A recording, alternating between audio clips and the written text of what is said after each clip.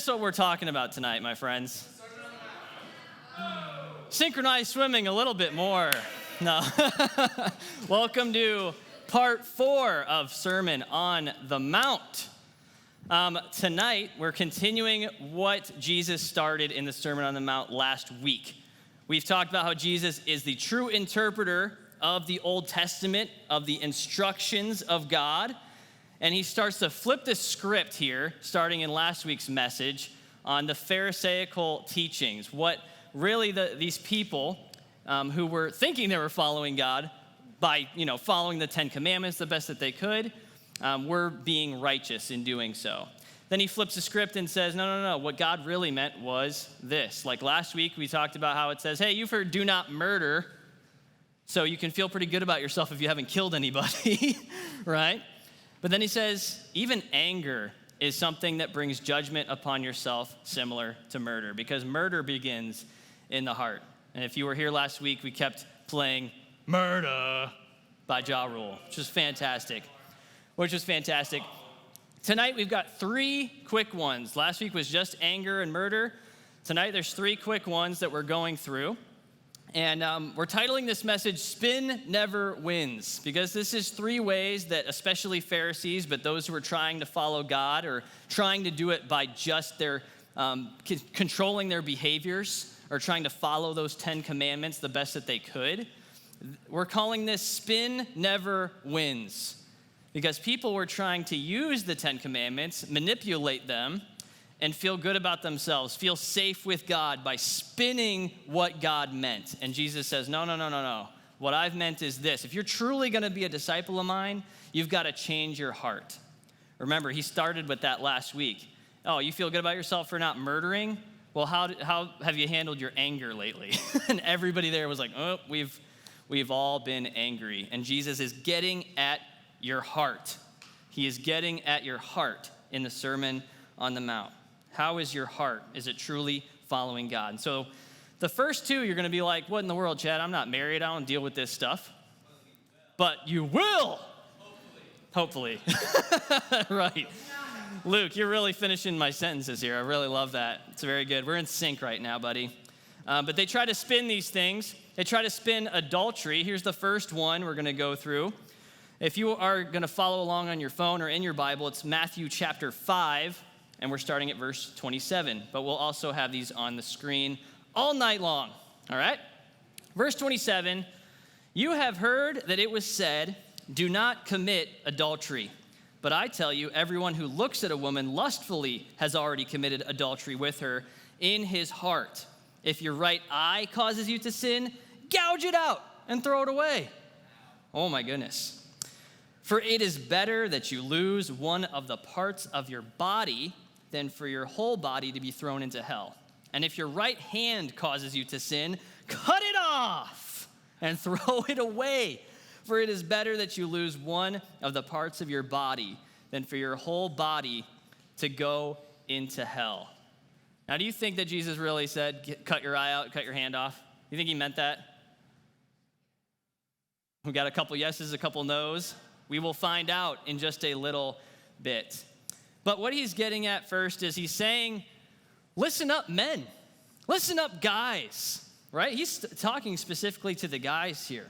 If you look at a woman lustfully, you've already committed adultery with her in your heart. What's adultery even mean to you?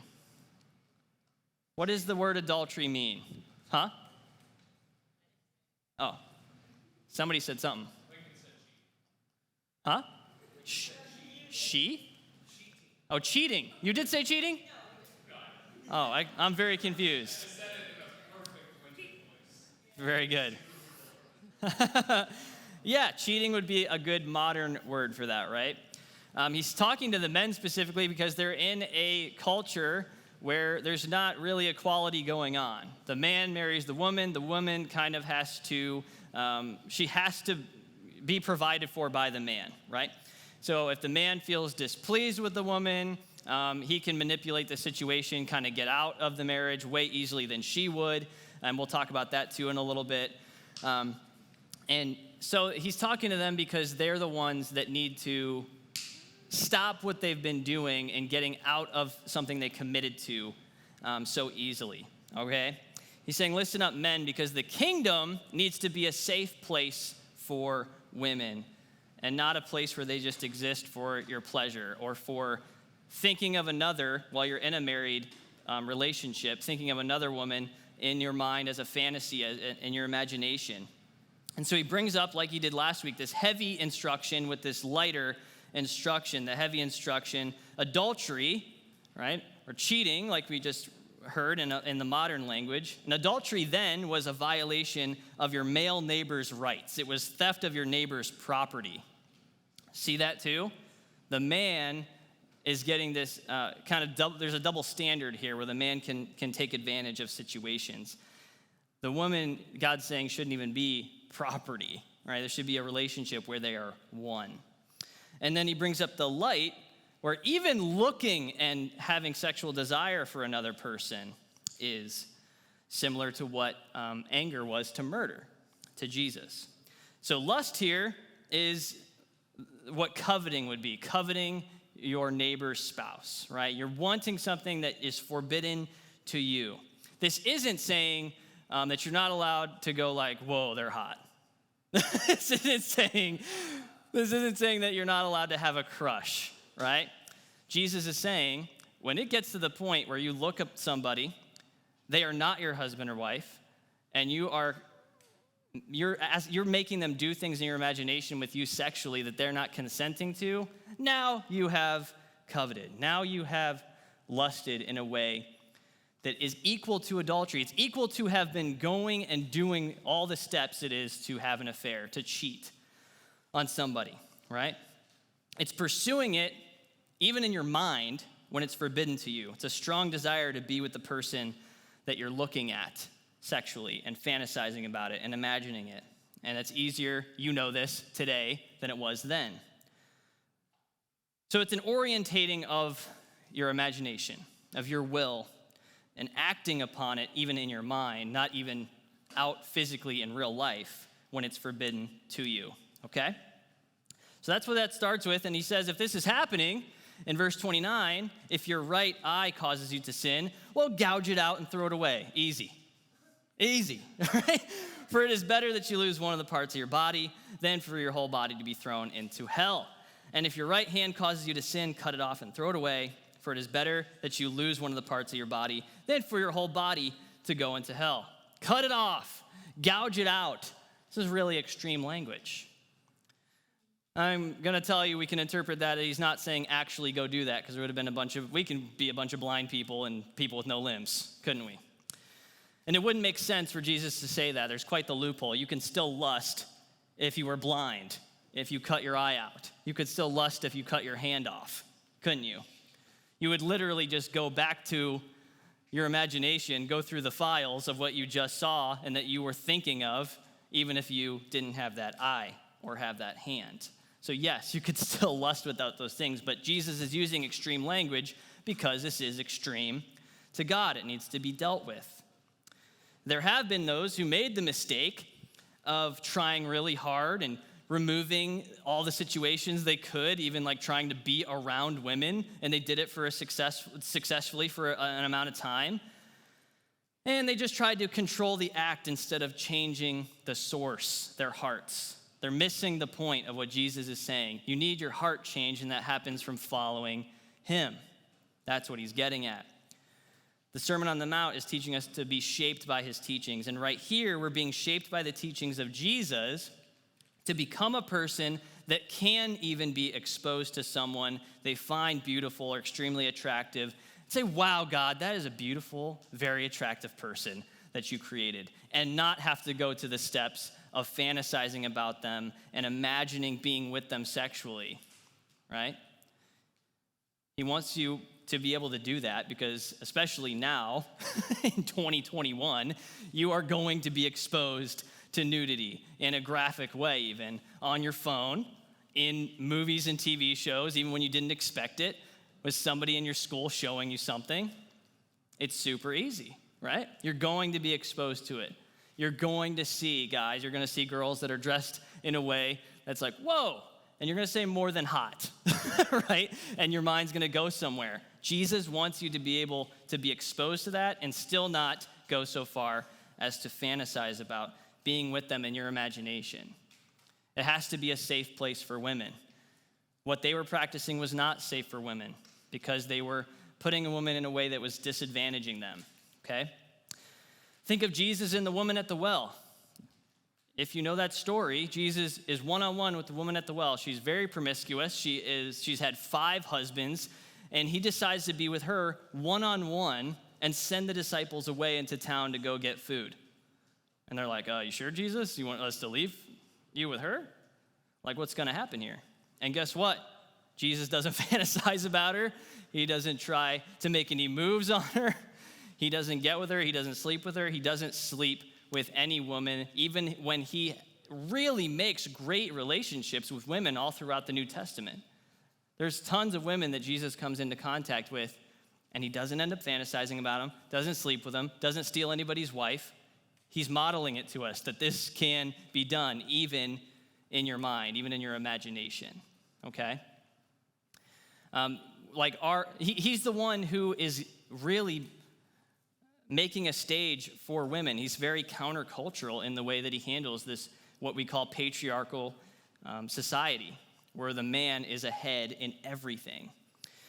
And so, our whole witness, our whole belief in Jesus raising from the dead starts with women too, doesn't it? He specifically chooses women to see him be the first. They're the first ones to see him resurrected from the dead.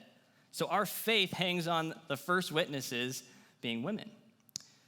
There's something very countercultural to Jesus, and he's telling them, hey, stop spinning this to where you're not making women safe for the kingdom of God.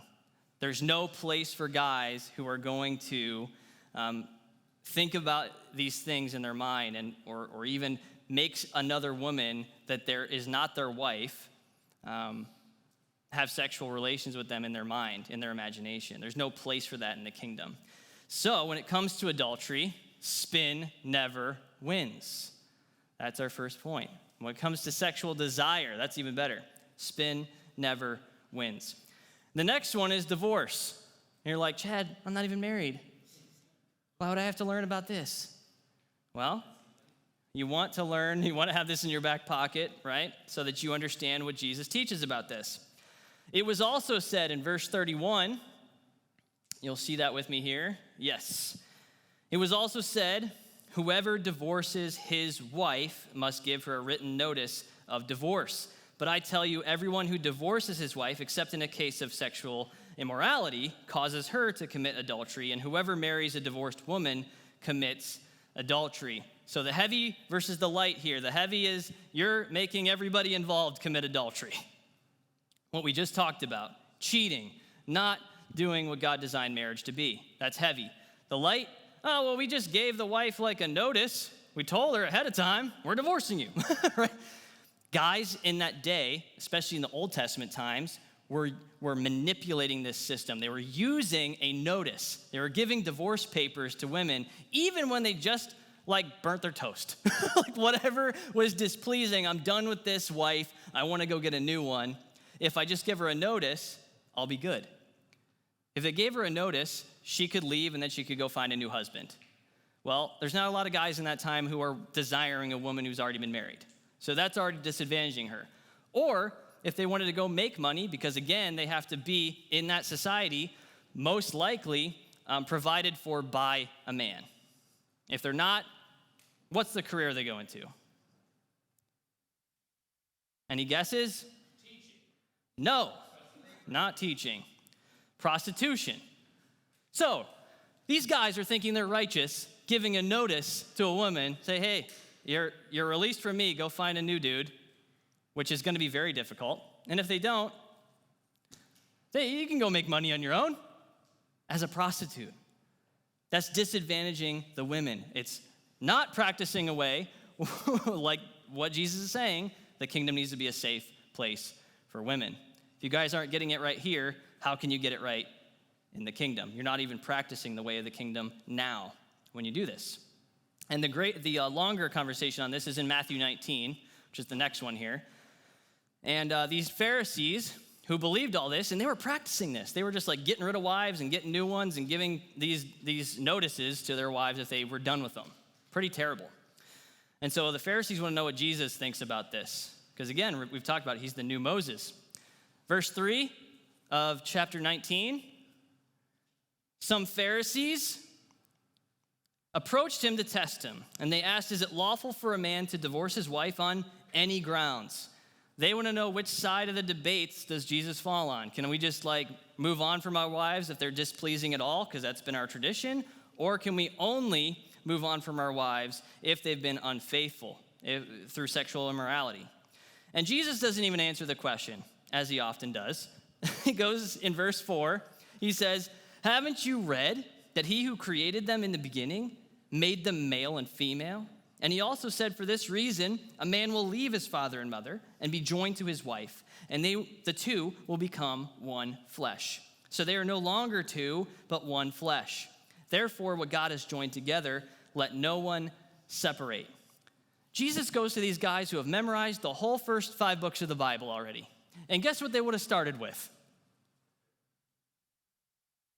Genesis. And he says, haven't you read in Genesis 1 and 2? And they're like, yeah, duh, that's the first stuff we memorized, guy. And he's like, yeah, well, you're stuck in Deuteronomy 24, where Moses says it's okay to give a notice to a wife if you're going to divorce her, but only because of adultery. But they've manipulated it to be for anything displeasing. He says, you're stuck there. My view is in Genesis 1 and 2. Marriage is, you made the commitment, now you're one flesh. May nobody separate this. In verse 7, moving on, he says, or they say, why then did Moses command us to give divorce papers and to send her away? He told them, Moses permitted you to divorce your wives because of the hardness of your what? Any students looking? Hearts. What is Jesus getting at in the Sermon on the Mount? What is he getting to? Any students out there? My goodness. Well, I love you for it, but I want the students to see this. What is he getting at? Your heart. All right? Did you just steal that from Judah? Are you following? He's getting at the hardness of our hearts. He's like, stop all this. He says, but it was not like that from the beginning. I tell you, whoever divorces his wife, except for sexual immorality, and marries another, commits adultery.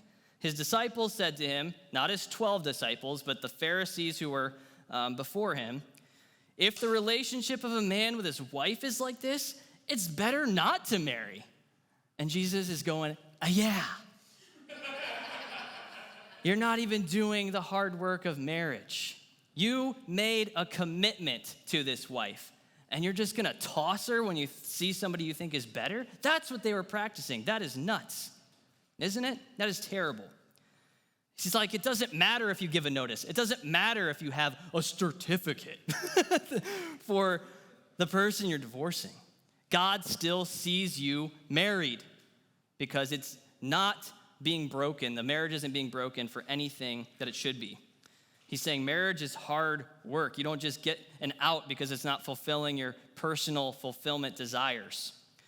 And he's again saying the wife, the women, don't exist just for pleasing you. He's changing everything they ever thought about the way they went about life in this society. Spin never wins, right? When it comes to divorce, spin never wins, right? There are definitely reasons, manipulation and abuse and things that go on that, again, are violating God's design for marriage, that are making it probable and what needs to be a divorce. But he's saying, you guys need to know this is how it's designed in the first place. Let's get back to Genesis 1 and 2. Stop spinning it just so you can go get a new wife whenever you want. Okay? Third one and last one, tell the truth. Tell the truth. This is talking about swearing, making a promise, making a vow, giving an oath, these things, okay? You ever heard I swear to God, just to make somebody believe you? That's what Jesus is getting at here. Verse 33, again, you have heard that it was said to our ancestors, you must not break your oath. And this kind of has the connotation, like the language of a suggestion. Like, you shouldn't break your oath to people, but you must keep your oaths to the Lord. God will strike you down if you don't keep your oaths to the Lord. People, other people, you should. Should keep your oaths to them too. But I tell you, don't take an oath at all. Again, he just says, stop all this. Stop these games. Don't take an oath at all, either by heaven, because it is God's throne, or by the earth, because it is his footstool, or by Jerusalem, because it is the city of the great king. Do not swear by your head, because you cannot make a single hair white or black. It's basically like all that stuff you try to swear by and make your claims all big and significant with, that's all God's anyway. So you're just swearing to God anyway. That's what he's saying. But let your yes mean yes and your no mean no. And anything more than this is from the evil one. He just simplifies it. You, as the people of God, the Beatitudes people, the salt and light people, the future inhabitants of the kingdom of God that are still working their salvation out on this earth, you are to be a people that are authentic truth tellers. You should just be known as truth tellers. And so when people talk to you and you say yes or no, they're like, oh, he's telling the truth. An example of this extreme language, this like trying to make your claims more significant, I found in 2 Kings 6:31. And this is a king named Jehoram speaking, and he says, may God punish me and do it so severely if the head of Elisha remains on his shoulders today. So he's basically saying, I swear I'm going to kill Elisha today or God can kill me, right? That's insane. That is hard. And God's like, why would you do that? Jesus is like, why are you doing this? Stop talking with these oaths like this. It's ridiculous. In our modern language, you've heard of these, I'm sure. I just said swear to God as one of the examples. You've heard I swear on all that is holy. Yeah? I swear on my mother's grave. I swear to God. I swear on the Bible. Right? And Jesus is saying, why do you need to say any of this? Just say yes or no, and people should believe you. Right? There's a guy, I love this though, in the first Dark Knight that's getting yanked up by Batman. And he's like, well, Batman, first of all, is like, where are the other drugs going? And then the guy's like, I swear to God, I don't know. It sounds like this. I swear to God. Swear to me. Swear to me. He just gets straight to it, right? But I tell you, don't take an oath at all, either by any of these things. Heaven, God's throne, the earth, Jerusalem, where the temple is. Do not swear by your head even. The longer conversation for this comes from Matthew 23. And he's talking to Pharisees again. And he's like, what the heck, guys? Stop this. Stop these games. Woe to you, blind guides, who say, whoever takes an oath by the temple, it means nothing. But whoever takes an oath by the gold of the temple is bound by his oath. Blind fools! For which is greater, the gold or the temple that sanctified the gold? And you might be going, whoa, last week, Chad, you said fools. We weren't allowed to say fools. That was like that term raka. You remember that? Raka? Well, it's not that. It's not that hateful thing towards somebody. It's not that hateful definition.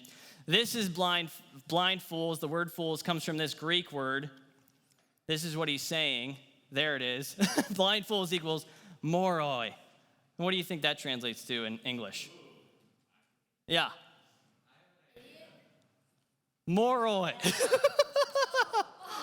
The other one. What do you think? Moron. Jesus isn't hateful here. He's like, you morons. Why is it okay to swear by the temple or by the altar, but not by the gold that's on the altar or the temple? That's ridiculous. Well, that's a tradition that's even taking place even to today, isn't it? The gold is the big significant thing, right?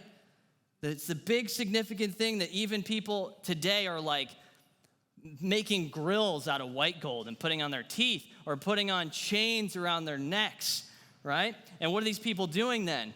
If they're following that tradition of the Pharisees, oh, the gold is really a big deal, right? I can flex with the gold. People think I'm a really big deal. People think I'm God, right? That's what they're getting at. Swear to me. You don't have to swear to God. I'm a big deal. Look at these. Jalen Green was just a top 3 pick in the NBA. This is $14K white gold, all diamonds and gold. I have no idea how much it cost. Or Post Malone, I just want to go flex. Look at this. Man, I just want to go flex. Gold on my teeth and on my neck. Gold on my teeth and on my neck. What are they doing? If the gold is on the temple and that's the big deal, and that's like swearing to God, well, if I put gold on my teeth, gold on my neck, I'm a big deal, right? Swear to me, I'm God. That's what they're getting to, becoming God themselves. And so God's saying, stop all this. You're not God, I am. Let your word stand for itself. Stop invoking God's name. Stop invoking your mom's name. Stop invoking your head. Stop invoking the gold on the temple. Psalm 24:1 says, the earth is the Lord's and everything therein. So you're just swearing to God anyway, and doing that is wrong. You're not being a real truth teller. You're just trying to, what you're doing is using your language as a manipulation device to get what you want, making what you're stating such a big deal that somebody has to believe you and do what you want. That's wrong. That's sinful. God's saying, stop all that. You're not getting around my law by just choosing and picking and choosing what you're supposed to swear by. So God says, be known as truth tellers. You don't need spin. You don't need to spin it and try to get people to believe you. So conclusion on that one is, when it comes to swearing, your oaths, your vows, spin never wins, right? Okay, what was the first one we had? Adultery. Very good. When it comes to adultery or sexual desire, spin never wins. Second one, divorce. When it comes to divorce, spin never wins. And third, when it comes to swearing, spin never wins. You say it with me on the count of 3, spin never wins. 1, 2, 3. Spin never wins.